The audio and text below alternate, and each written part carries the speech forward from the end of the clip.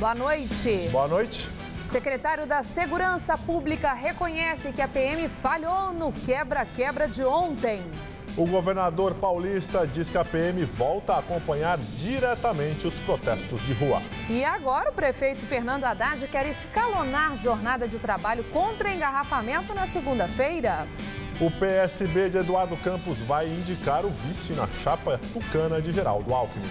Copa das Zebras, Costa Rica derrota a Itália e leva a primeira vaga do Grupo da Morte. E a França goleia a Suíça por 5-2. Foi a partida com mais gols até agora.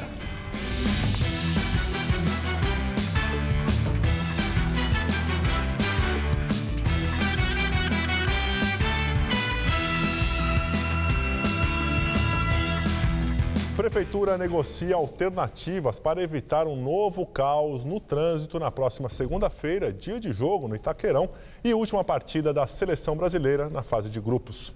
A repórter Carla Rodeiro está na Prefeitura e tem outras informações. Carla? Gabriel, foram várias reuniões ao longo do dia com representantes do comércio, dos bancos e também da construção civil. A ideia é que os empresários organizem a saída dos funcionários de forma escalonada entre 1 e 3 da tarde, já que o jogo começa às 5. Bem, com a Federação dos Bancos, ficou acertado que as agências vão funcionar das 8h30 da manhã até o meio-dia. Bem, para amenizar o impacto no trânsito, a Prefeitura queria decretar feriado na segunda-feira, mas a ideia foi barrada pelos vereadores. Então, num plano B, ficou decidido que o rodízio será estendido e vai valer o dia inteiro, no caso, para as placas de final 1 e 2, das 7 da manhã até as 8 da noite. O funcionamento das faixas exclusivas de ônibus também foi estendido e vai durar o dia inteiro. Bem, no último jogo do Brasil, na terça-feira, as empresas liberaram os funcionários quase que ao mesmo tempo e o trânsito travou em São Paulo. Às 3 da tarde, 1 hora antes do início do jogo, nós já tínhamos 302 quilômetros de filas. É com vocês no estúdio. Muito obrigada, Carla. E hoje o dia foi de contabilizar os prejuízos causados por vândalos durante um ato do movimento Passe Livre aqui em São Paulo. Agências bancárias e concessionárias de veículos foram depredadas. O governador Geraldo Alckmin disse que PMs vão voltar a acompanhar as manifestações. Ontem eles se mantiveram distantes após um acordo com integrantes do MPL. Seu Darcy estava assustado ao ver a destruição. Isso aqui é para chorar. Por que as pessoas quebraram todos os vidros, todos os automóveis estragados?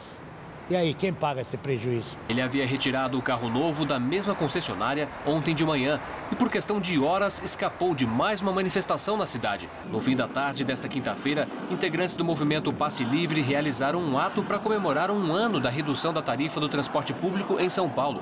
Várias vias importantes da cidade, como a Marginal Pinheiros, foram interditadas. E um grupo de mascarados que se misturaram aos manifestantes atirou pedras e partes de concreto em cima dos carros. Ao todo, 12 carros da concessionária foram destruídos. Ainda não dá para calcular os prejuízos, mas este aqui, por exemplo, custa R$150 mil. Agora, todo danificado. Cacos de vidros ficaram espalhados por toda a loja. Vândalos quebraram quase todos os vidros e veículos que estavam por aqui. Nós só estamos avaliando os danos, não tem ainda orçamentação para mensuração desses respectivos danos, então nós temos que aguardar toda a orçamentação para a gente definir. E também é prematuro pela ausência da análise de apólice. Ninguém na concessionária quis gravar entrevista, mas um dos gerentes calcula que o prejuízo tenha sido de cerca de R$2 milhões. As marcas do protesto também eram visíveis em outros pontos por onde passaram os manifestantes. Pichações espalhadas pela Avenida Eusébio Matoso e pelos muros de outra concessionária de veículos. Um vidro também foi quebrado. Pelo menos 2 agências bancárias da Avenida Rebouças, da mesma região, foram atacadas. Em uma delas, o vidro da entrada já havia sido retirado pela manhã. Quem fez isso não é manifestante, é ladrão, né? Para mim é arruaceiro. Eu acho que não está certo.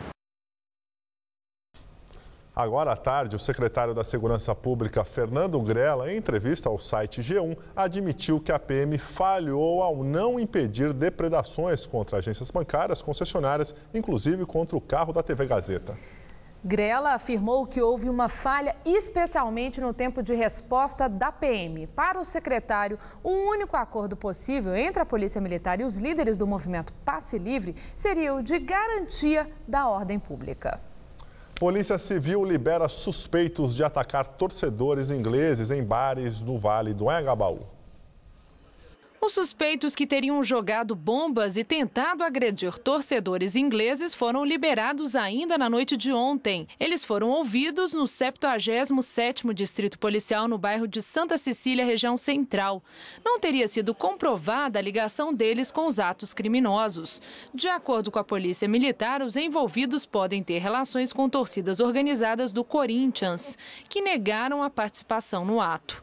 O grupo teria atacado torcedores ingleses que estavam em bares no Vale do Anhangabaú, no centro de São Paulo, na tarde de ontem. 15 pessoas foram detidas. De acordo com funcionários dos bares, apesar do tumulto, ninguém ficou ferido. E agora vamos ao comentário de política com Bob Fernandes. Ato do movimento Passe Livre em São Paulo. Cerca de 50 mascarados invadem 2 concessionárias, arrebentam carros importados. Prejuízo estimado em 2 milhões. Quebram vidraças de bancos e atacam o carro da TV Gazeta. Não se viu a polícia militar. A PM diz que 500 PMs não agiram porque havia acordo com o Passe Livre. O movimento diz que a quebradeira não se deu durante o ato de alguns milhares de manifestantes. Esse ato e suas consequências explicam por que justíssimos e necessários protestos perderam a força. Um mascarado no ato pode ser qualquer coisa. Pode ser alguém imbuído de lindos ideais, pode ser um ingênuo e podem ser apenas bandidos, têm agido como tal. Isso não ajuda em nada a luta por avanços sociais. Ao contrário, assusta amplos setores que temem a própria sombra.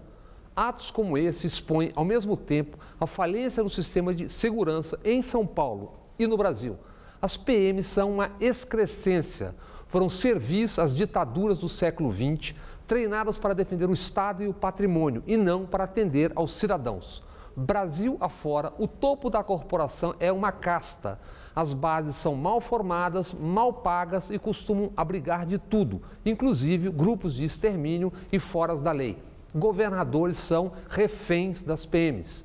O país segue sem uma política de segurança prevista pela Constituinte de 88. Por isso, a PM paulista atua assim. Ora age com brutalidade e espanca. Ora, diante das críticas, faz a linha magoei e só assiste.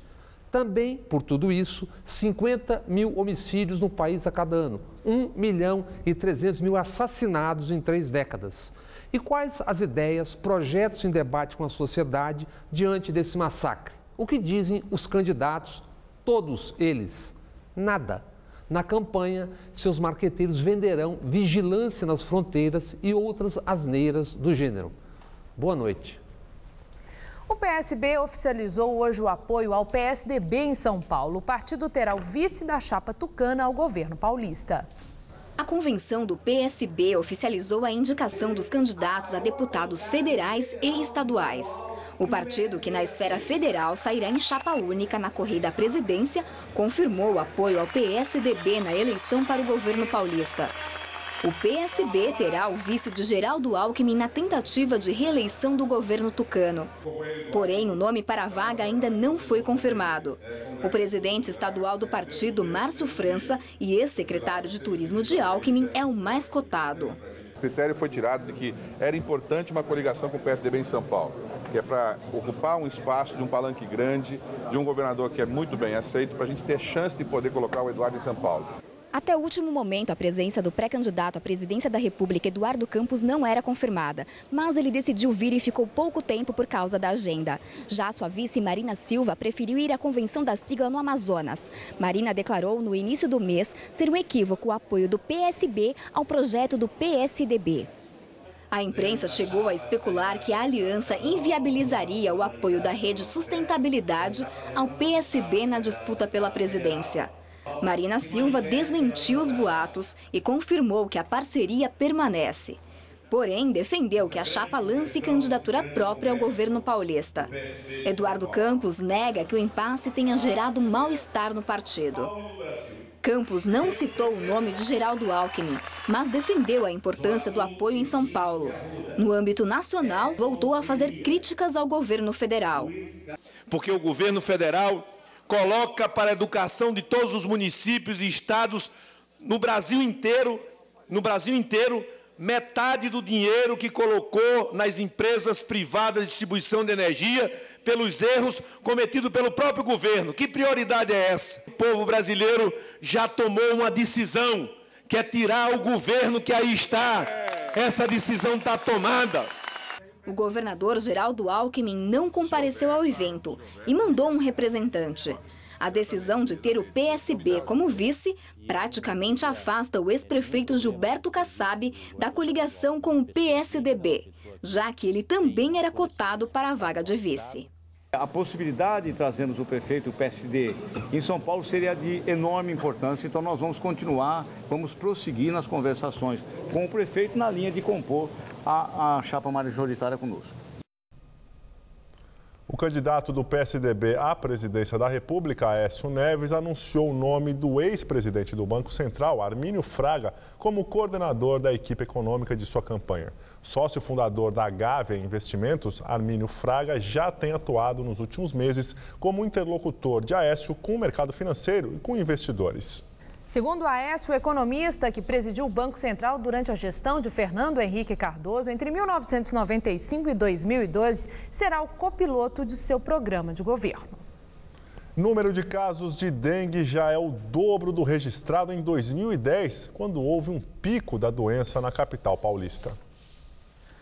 Segundo a Secretaria Municipal de Saúde, de janeiro até agora, quase 11.400 pessoas já foram infectadas. Em todo o ano de 2010, foram 5.866 casos. Segundo a Prefeitura, 8 pessoas já morreram em decorrência da dengue somente neste ano.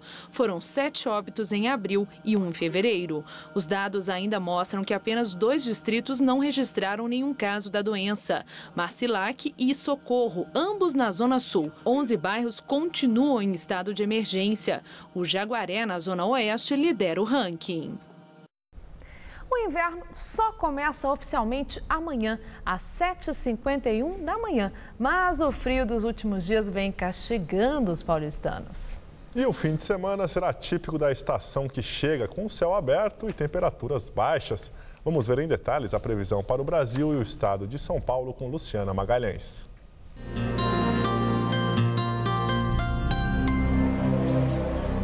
A forte massa de ar polar que tem causado tanto frio no sul e sudeste do país começa a perder força. Mas mesmo assim, o fim de semana continuará frio neste início de inverno. O tempo fica aberto e ainda há previsão de geada no Rio Grande do Sul e na Serra Catarinense. Já no sudeste, o vento que sopra do mar espalha nuvens em todo o leste da região e pode chover a qualquer hora no Espírito Santo. Previsão de chuva também no litoral do Nordeste. O tempo só fica seco e faz calor no centro-oeste e na porção sul da região norte até o interior do Nordeste. Máximas amanhã de 17 graus em Porto Alegre e de 25 tanto no Rio quanto em Belo Horizonte.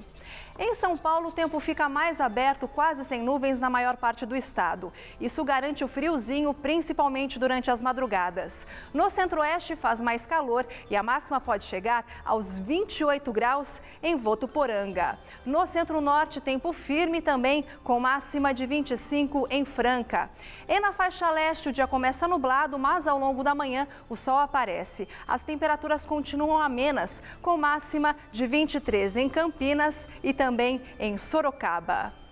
Até segunda-feira aqui na capital paulista, os dias serão típicos de inverno. Tempo aberto com sol, mas com temperaturas baixas. As máximas variam entre 20 e 23 graus.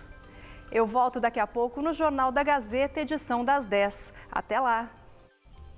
Conhecida pela agitada vida cultural e boemia, a Vila Madalena é o principal destino dos turistas em São Paulo durante a Copa do Mundo. A informação é da SP Tours, empresa municipal que realizou a pesquisa sobre as preferências dos torcedores daqui e de fora da cidade. O levantamento ainda mostra que a Avenida Paulista e a FanFest do Vale do Anhangabaú aparecem em segundo e terceiro lugares, respectivamente, como os locais onde os turistas mais gostam de ir para acompanhar as partidas do Mundial. Nos dias de jogos da Copa, os bares da Vila Madalena, na Zona Oeste, chegam a ter um aumento de 80% na frequência em comparação com dias normais. A estimativa é que 400 mil turistas passem por São Paulo durante o Mundial. E agora as notícias da Copa do Mundo com Estela Gontijo e Celso Cardoso. E já são 3 os classificados para as oitavas de final da Copa do Mundo após apenas 2 rodadas da primeira fase. E o 4º classificado pode ser a França, que venceu hoje Celso Cardoso. Pois é, Estela, a França derrotou a Suíça hoje por 5-2 em Salvador. Chegou aos 6 pontos e está praticamente classificada para a próxima fase. A confirmação da vaga pode ocorrer ainda hoje, caso o Equador não vença a seleção de Honduras. A partida acontece neste momento em Curitiba, na Arena da Baixada, e por enquanto está 0-0. E já estão classificados para as oitavas Chile, Holanda e a surpreendente Costa Rica. Quem diria, Estela, no grupo da morte, a zebra Costa Rica já eliminou 2 campeões do mundo e se garantiu na próxima fase. Depois de surpreender o Uruguai na estreia, os costarriquenhos aprontaram hoje para cima da Itália, em jogo realizado no Recife no início da tarde. O resultado tirou a Inglaterra da Copa. Aos 31 minutos, lançamento de Pirlo para Balotelli. Camisa 9 tentou encobrir o goleiro, mas falhou no arremate. Aos 35 minutos, resposta da Costa Rica. Bolanhos arriscou de longe e exigiu boa defesa de Buffon. E a arbitragem, mais uma vez, vai ser muito discutida graças a esse lance de Kellyn Campbell. O árbitro Henrique Osses não viu o pênalti na jogada, para desespero do atacante costarriquenho. Mas aos 43 minutos, não teve jeito. Dias cruzou na medida para a cabeçada de Ruiz. A bola bateu no travessão e dentro do gol. 1-0 para Costa Rica. Pirlo era o jogador mais perigoso da Itália e quase deixou tudo igual nessa bela cobrança de falta. Mais uma vez, Keylor Navas frustrou a torcida da Azurra.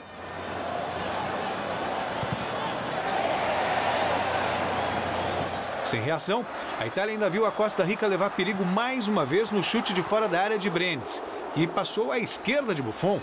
E ficou nisso. Itália 0, Costa Rica classificada 1, placar final.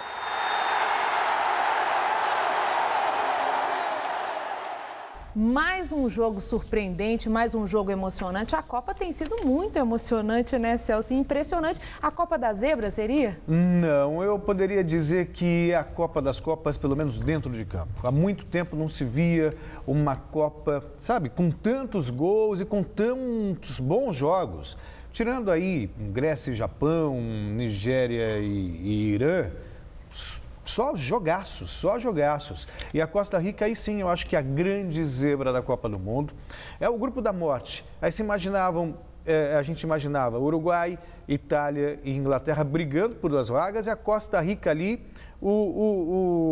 fazendo a balança, claro, de repente um empate e se classificou com 2 rodadas de antecedência. Você acertou isso em algum bolão? Não, jamais acertaria. Aliás, acho que ninguém acertou.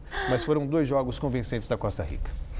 E a surpreendente derrota causou tristeza na enorme colônia italiana aqui em São Paulo. Os muitos italianos que acompanharam a partida aqui na capital paulista, obviamente, não esconderam a decepção. Apesar de a Itália depender de apenas um empate para avançar a fase eliminatória. Uniforme na estica, rosto pintado. É a camisa do Palestra Itália. E na hora do hino nacional, aquela emoção de sempre em um jogo de Copa do Mundo.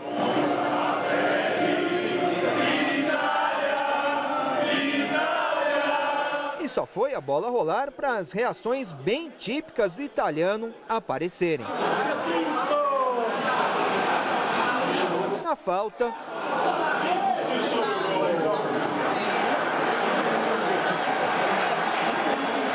nas chances de Balotelli. Mas o pior estava por vir no gol costarriquenho. A gente espera muito da Itália, né? Mas essa Copa tá surpreendendo a gente. Costa Rica veio com tudo, jogando fechadinha. Tá sofrido. Eu quero que a Itália se classifique porque meu coração é duplo. É Itália e Brasil. Alegria e confiança foram se transformando em apreensão. Mãos para o alto e não foi dessa vez, Itália. A classificação antecipada da Itália ficou só na promessa. E agora é tudo ou nada na última rodada, na partida decisiva contra o Uruguai.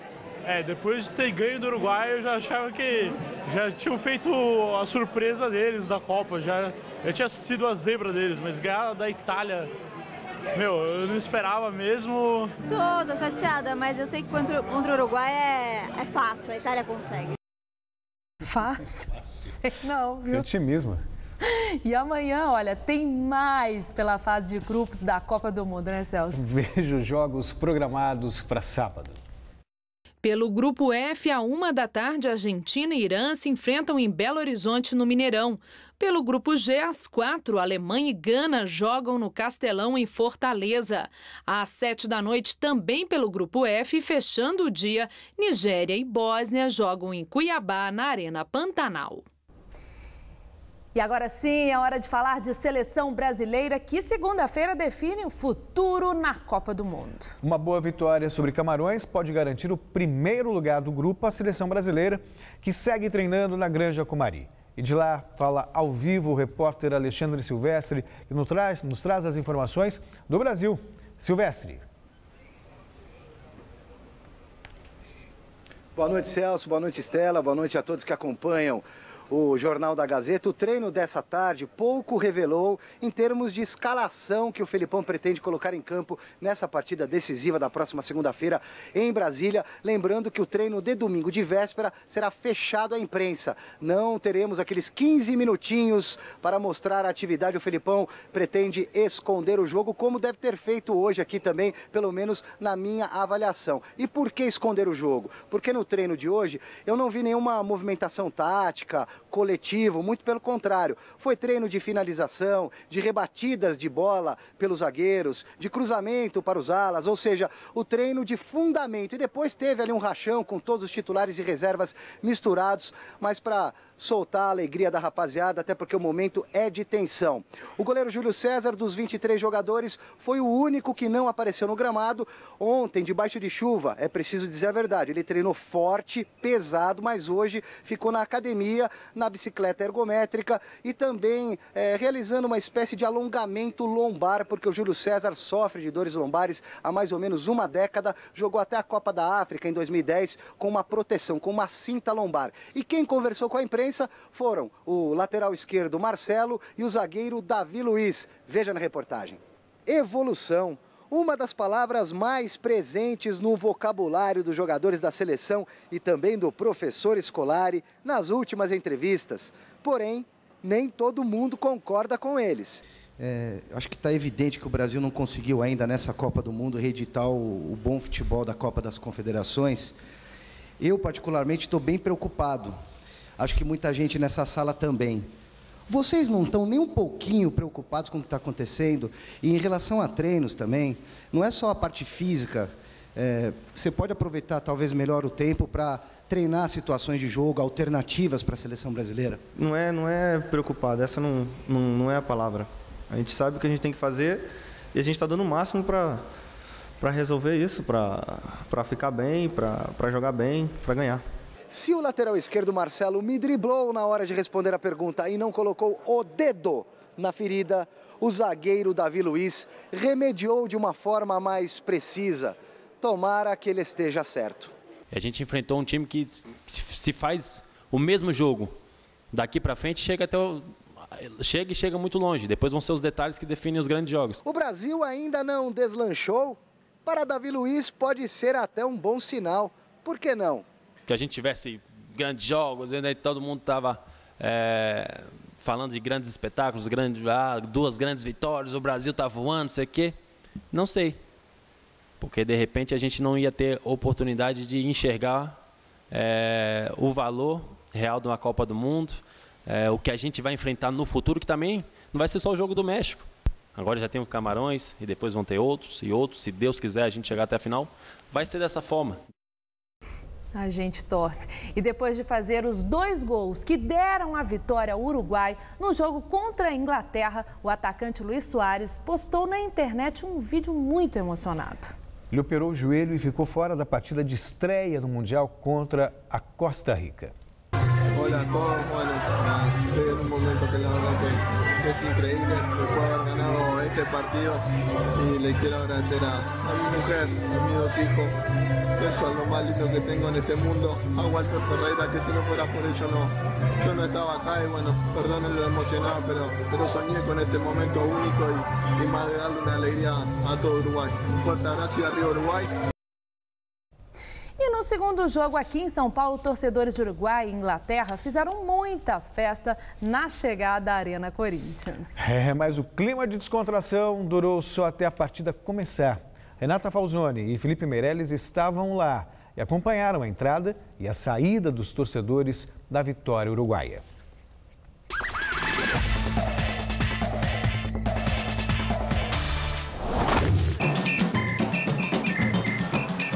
Ingressos de Inglaterra versus Uruguai na mão. Felipe Meirelles e eu vamos conferir o expresso da Copa, direto até a Arena Corinthians. Arena Corinthians, plataforma 4. You know, looking forward to seeing an English victory, of course. Vamos levar um papo com esses ingleses dentro desse trem. Did São Paulo work better than you expect? I've done my research and I know what it was like and I think it's very good. I love it. Aqui é um estilo descontraído. Aqui o pessoal vem, se solta, se dá o direito de soltar. Lá o cara se cobra. Aqui é totalmente diferente. 19 minutos e já chegamos na Arena Corinthians. Vamos a ganar 1-0. 1-0. Gol de quê?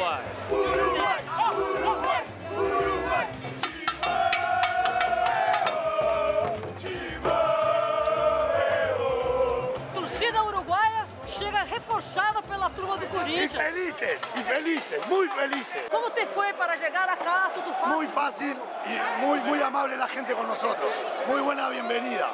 Muy lindo.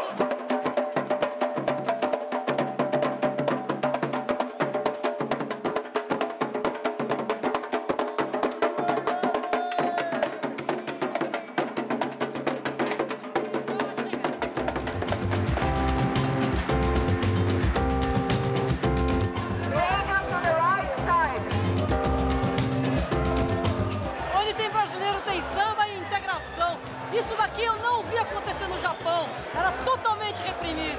Essa é a coisa que faz o Brasil único.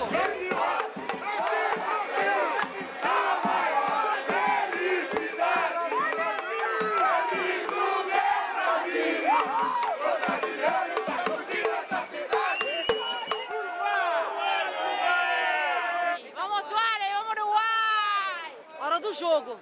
Quem riu melhor por último, vocês já sabem. Expresso Copa! Sigam o fluxo! Vamos, Uruguai! Vamos, Uruguai! O Uruguai acaba de carimbar o passaporte dos ingleses de volta para casa. 2-1, uma partida vibrante. Mas a turma da Inglaterra tá brava. Talk to us. No. Disappointed. Not good, so team failed. That's it. Olé, olé, olé, olé.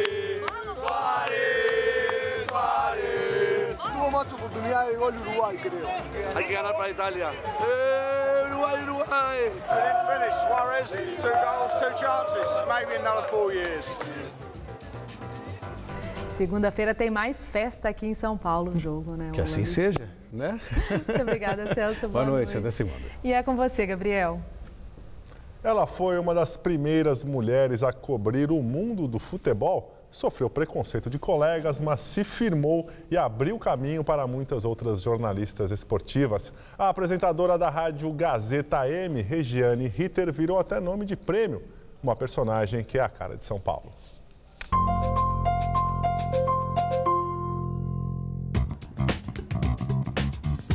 Ela é a cara de São Paulo porque São Paulo é a cara dela. É uma terra louca, muito louca.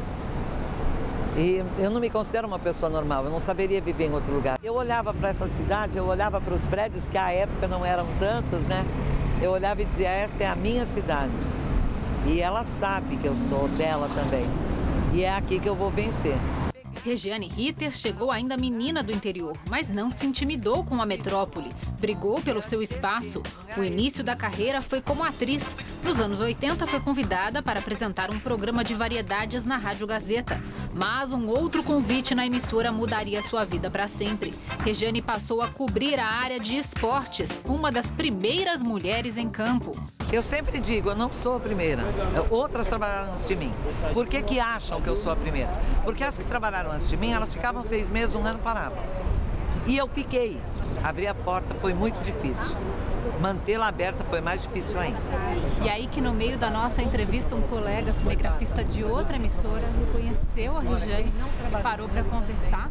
E também está perguntando para ela sobre a carreira, sobre a televisão. É realmente uma personalidade do nosso jornalismo. Ela me lembra a minha infância. Não chora, não chora. Regiane também trabalhou na TV Gazeta. Sua presença em campo sempre chamou a atenção da mídia. Aqui uma foto que mostra como é que era cobrir futebol em 95. Acho.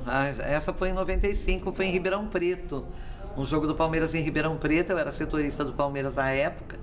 A gente ia para o vestiário e entrevistava debaixo do chuveiro, como estão aqui agora. Nosso editor cortou bem onde ele pôde, né, para provar que os jogadores estavam nus. Fiz grandes amigos, o preconceito vinha mais dos colegas. Entre indas e vindas, já são 25 anos de trabalho na Fundação Casper Libero. O reconhecimento pela trajetória veio em 2010. A Associação dos Cronistas Esportivos do Estado de São Paulo criou um troféu que leva o nome dela. Regiane continua no ar diariamente na Rádio Gazeta AM, das 11 da manhã às 2 da tarde, com notícias do esporte e do mundo, ao lado de estudantes da Faculdade Casper Libero. Bom dia, Leonardo Miazzo, Renata Câmara, Alexandre Pimentel. Bom dia, você ligadinho na Rádio Gazeta. 51 anos de carreira, a emoção é a mesma todos os dias. O nervosismo, a ansiedade, parece que a gente vai voar, parece que a gente levita. Nosso trabalho é isso, é muito cheio de paixão, tem muita paixão. Nunca vai ser uma coisa mecânica. Se um dia se transformar numa coisa mecânica, eu agradeço a todo mundo e puxo o carro. Eu vou plantar alface e criar galinha.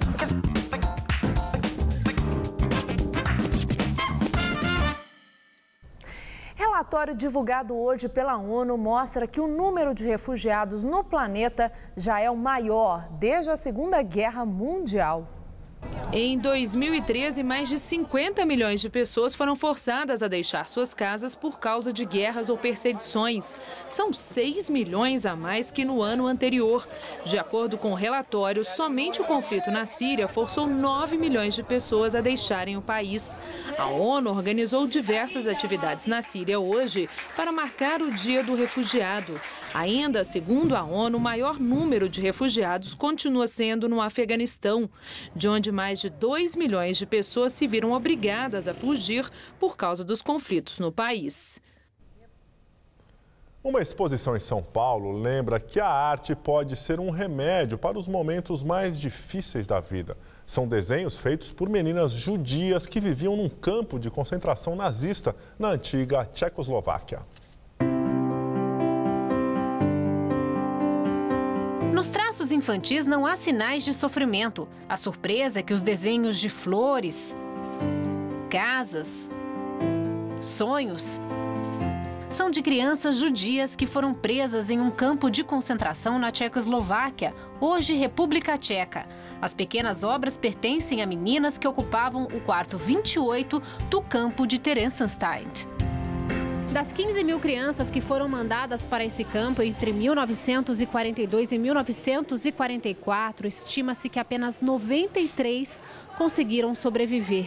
15 eram ocupantes do quarto 28. Esta é uma réplica do quarto. Aqui, apesar da tristeza, do medo, da fome, elas conseguiam por alguns instantes escapar através do desenho. Isso graças a uma professora que também estava presa no campo e que hoje é considerada uma das precursoras da arte-terapia.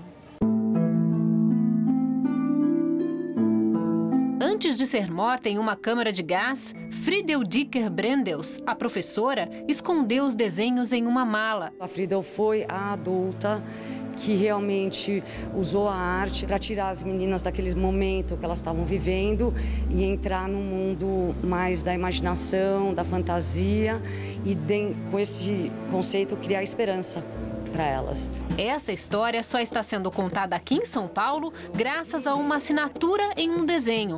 Foi em uma visita ao Museu de Praga, na República Tcheca, que a mãe de Karen reconheceu o nome da irmã, Erika Stranska. As duas foram separadas pelos nazistas. Parte da família fugiu para o Brasil. Tudo o que eles sabiam é que a menina havia morrido em um campo de concentração. Anos depois, puderam refazer os passos dela e descobrir que Erika era uma das meninas do quarto 28. São desenhos feitos dentro de um campo de concentração, meninas prisioneiras, com frio, fome, sem família. E os desenhos são alegres, eles são coloridos, eles têm sol, eles têm esperança. A jornalista alemã que escreveu o livro e criou a exposição conta que receber o contato da família de Erika foi como um milagre. And this was of course a very a miracle. Para a abertura da mostra no Museu da Escultura Brasileira, ela trouxe uma das sobreviventes do quarto 28. Vera diz que preferiu esquecer o passado sombrio e só guardar na memória o colorido dos desenhos.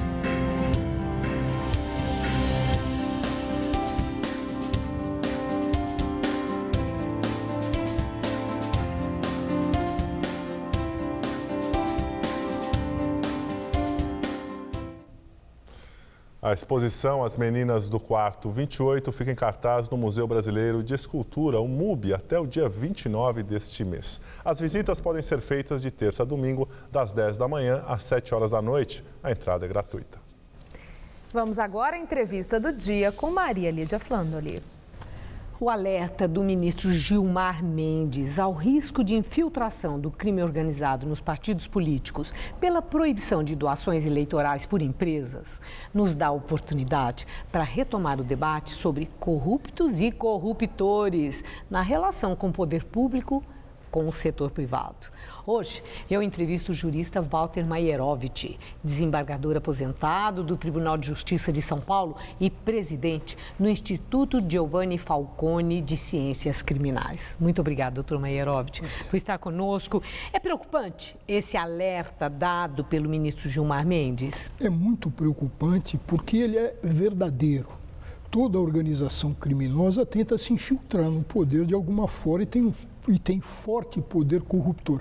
Vamos lembrar um pouquinho, Maria Lídia, do Pablo Escobar, que se infiltrou na vida política partidária da Colômbia com seu cartel.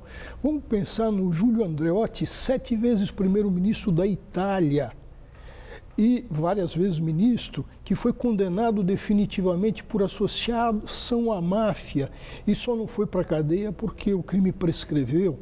Então, nós temos N exemplos e veja, se a gente olhar um pouquinho para o Rio de Janeiro, aqueles vereadores e que foram até descobertos ligados às milícias.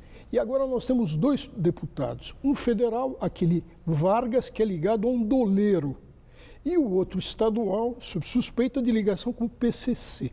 Eu falei doleiro porque quando da Convenção da ONU de Palermo, que é a primeira e única convenção sobre crime organizado, e eu participei, houve uma preocupação de se colocar na definição de crime organizado algo que pegasse os doleiros. Porque o doleiro atua em rede planetária, é uma organização criminosa. Então, nós já começamos a pipocar casos no Brasil. Agora, quando o senhor deu todos esses exemplos, nós estamos falando de bandidos. né? O senhor falou de bandidos. Agora, tem uma outra questão que eu quero até indagar, se isso também é um sistema de crime organizado. Essa relação do setor público com o setor privado, as empresas que financiam campanhas, os agentes financeiros, a relação com agentes públicos corruptos. Isso aí pode ser entendido, desvio de tanto dinheiro público, como nós temos visto por denúncias consistentes. E isso pode ser entendido também como um sistema de crime organizado que tem ali as suas garras nos partidos políticos e no poder público? Sim, e na realidade, várias legislações europeias se preocupam muito com essa ligação espúria. Promíscua, né? E que o objetivo ali está uma semente para a organização criminosa florescer, aumentar. Então, essa relação de promiscuidade gera aquelas pré-máfias. E é interessante notar, e a gente está falando até em financiamento, em Caixa 2, em clientelismo, em bancadas já corrompidas, é bom verificar que as legislações europeias, especialmente a legislação italiana, desde 92, e ela foi alterada agora para aumentar a pena em 2014, há 2 meses atrás, estabelece essa relação, essa correlação entre políticos, partidos e máfias. Doutor Meyerovitch, agora essas denúncias acabam resultando muitas vezes em investigações, até julgamento, condenação. Né? O tal do crime do colarinho branco, o chamado julgamento do chamado mensalão, né? Colocou banqueiro, nunca nós vimos isso, ex-ministro, políticos, lideranças importantes na cadeia. Eu não quero questionar o julgamento, mas é o fato. Né? Isso existe. Agora, quando há essas denúncias de desvio de dinheiro público, sempre aparece o doleiro, aparece um executivo de altíssimo nível dessas empresas que acabam indo a julgamento ou na CPIs fazer os depoimentos, mas as empresas acabam sendo sempre poupadas. Naquele alerta de Gilmar Mendes, aí eu indago. Esse cuidado de não colocar as empresas também sob júdice, por quê? Porque elas são as financiadoras de campanha e elas que garantem que se chegue, que se mantenha no poder? Essa falta de ética das empresas, essa falta de visão social das empresas, de cidadania empresarial, é que vem prejudicar. Mas eu vou chamar a atenção em cima disso que você falou, em uma recente alteração legislativa com relação à corrupção, a essas ligações que acabou de ocorrer. E vem um alerta que para o Brasil pós-mensalão vai nos ajudar muito, mas a necessidade de os ministérios públicos dos estados e federal pensarem nisso, que deu certo nos Estados Unidos, é objeto de uma legislação de segunda geração que vem melhorando.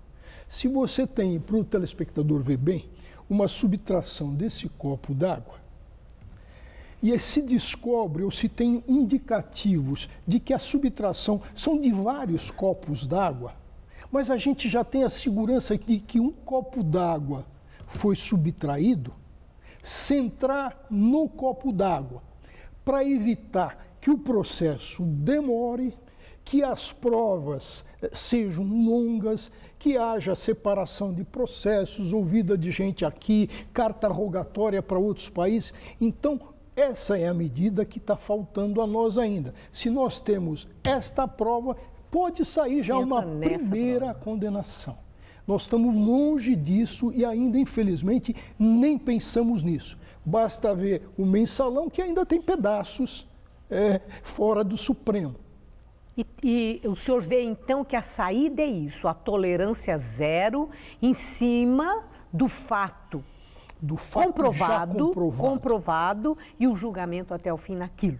Veja, por pequeno ou insignificante que possa parecer. Sim, precisamos buscar logo uma condenação e ir replicando. Veja, por exemplo, esse caso do Tribunal de Contas do Estado de São Paulo, essa vergonha com relação ao caso Paulo Maluf, já podia estar condenado por um fato só há muito tempo. Então, o que isso leva? Leva a processos demorados e, evidentemente, a prescrição, até porque ao entrar nos 70 anos, já o prazo prescricional é pela metade e o Brasil também demora em mudar, né?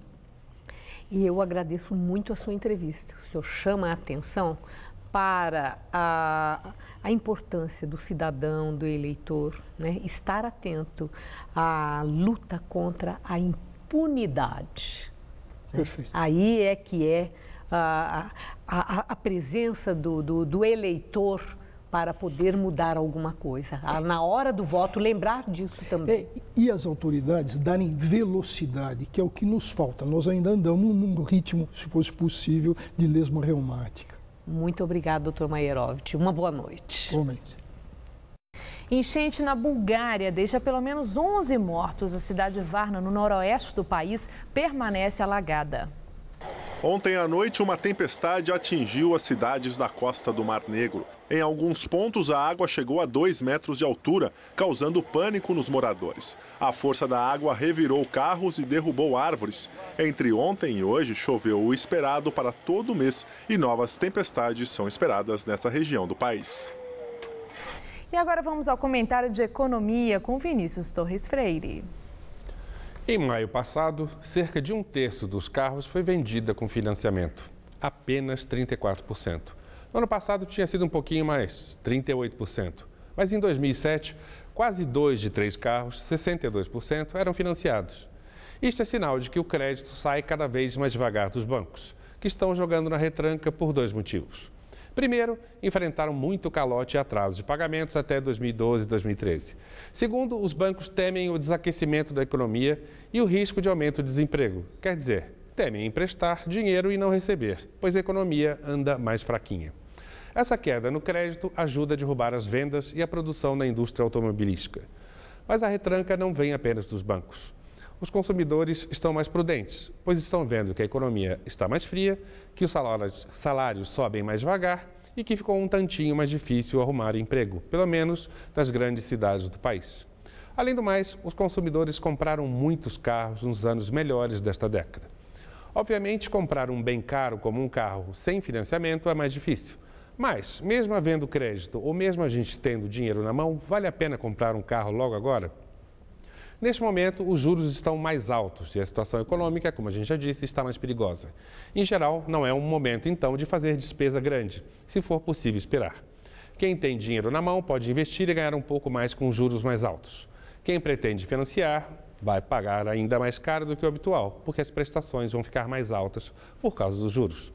Enfim, as montadoras e revendedoras podem começar a fazer promoções interessantes para o consumidor. A produção de carros no Brasil caiu mais de 13% neste ano, consideradas as informações até maio. E os estoques estão mais altos. Isso é, as empresas podem fazer ofertas melhores, com preços reduzidos, até o final do ano. Juros altos, situação econômica mais difícil e a possibilidade de que apareçam ofertas no mercado indicam que é hora de prudência, de esperar mais no que diz respeito à compra de um bem como um automóvel. Boa noite. Um dos monumentos mais visitados da capital francesa, o Arco do Triunfo, foi motivo de inspiração para várias construções feitas em São Paulo. Até o final dos anos 50, as edificações urbanas tiveram forte influência europeia. Quem viveu naquela época teve o privilégio de ver um símbolo semelhante ao que fica na célebre Avenida Champs-Élysées de Paris. Oh, Champs-Élysées, oh, Champs-Élysées.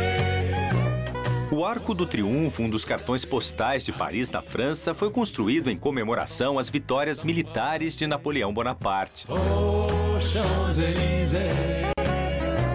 O símbolo, que tem 50 metros de altura, é conhecido no mundo inteiro.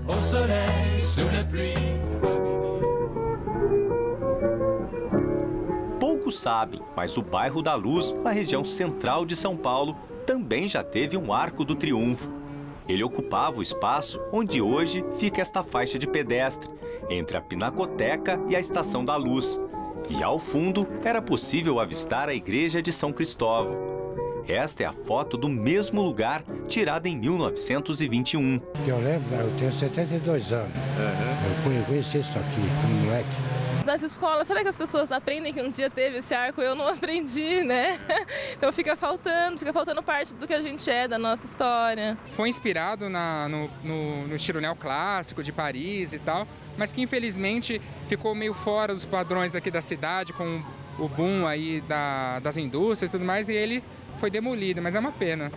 O arco foi construído para homenagear o então presidente da República, Epitácio Pessoa, que governou o país entre 1919 e 1922. E a gente consegue perceber, olhando a literatura especializada, a presença de outros arcos na cidade. Um, por exemplo, na 15 de novembro, em 1910, por aí, para receber o Rui Barbosa, que também passava por aqui, com estruturas metálicas pretensamente temporárias. O responsável pela construção do monumento foi o prefeito Firminiano Moraes Pinto, conhecido pelas grandes obras na cidade. Ele deu início à abertura da Avenida 9 de Julho, à retificação de vários rios, córregos, a obras públicas importantes na cidade. O Arco do Triunfo paulistano levou cerca de 20 anos para ficar pronto e foi construído numa época em que o bairro da Luz vivia o seu apogeu, com as praças, a estação ferroviária e também vários hotéis que recebiam os visitantes. A Avenida Tiradentes também era ampla e arborizada. Um monumento similar ao francês trouxe um ar europeu para a cidade, que não parava de crescer.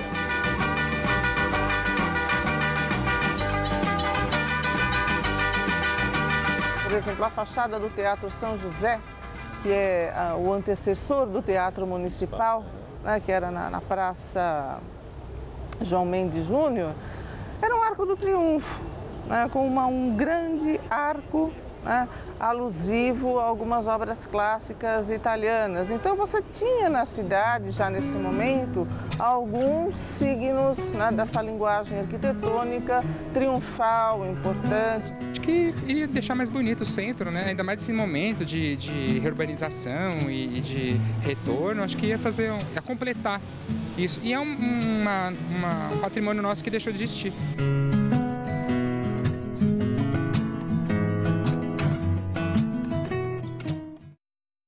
O Jornal da Gazeta termina aqui. A edição de hoje pode ser vista daqui a pouco no site youtube.com/Jornal da Gazeta. E nós voltaremos daqui a pouco no Jornal da Gazeta, edição das 10, com mais notícias para você. Uma boa noite. Nos encontramos às 10 horas. Até já.